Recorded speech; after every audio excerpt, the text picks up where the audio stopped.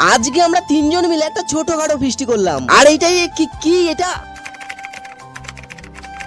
বিকালবেলা খেলতে গিয়ে প্ল্যান করেছিলাম আজকে সন্ধ্যায় একটা ফিস্টি করব, তাই আর সময় নষ্ট না করে সবকিছু কিনে নিয়ে একেবারে আমাদের বাড়িতে চলে আসি। আর কে কে আছে এটা তো তোমাদের বলাই হলো না। আমি, সূর্য আর অভি। আর আজকের শেফ হলো সূর্য। আর আজকের মাংসটা নাকি ও টক দই দিয়ে রান্না করবে। আমি তো কোনোদিন এরকম টক দই দিয়ে মাংস রান্না খাইনি, আজকেই এই প্রথম। এবার মাংসটাকে ম্যারিনেট করছে, সবকিছু করা হয়ে গেছে, এবার শুধু মাংসটাকে কষানো হবে। আর আজকে আমার কাজ ছিলই না, সবকিছুই সূর্য আর অভি মিলে করছিল। আর প্রথমে পেঁয়াজটাকে ভেজে পুরো ব্রাউন কালার করে নিয়েছে, তারপরে সব মাংস একসাথে পেঁয়াজের উপর ঢেলে দেওয়া হলো। আর এবার শুধু সময়ের অপেক্ষা। ও গাইস, জিভ থেকে জল বেরাচ্ছে। আর ঘরে যদি খেতাম তাহলে ফিস্ট মনেই হতো না, তার জন্য আমরা স্কুল মাঠে নিয়ে চলে আসলাম। স্কুল।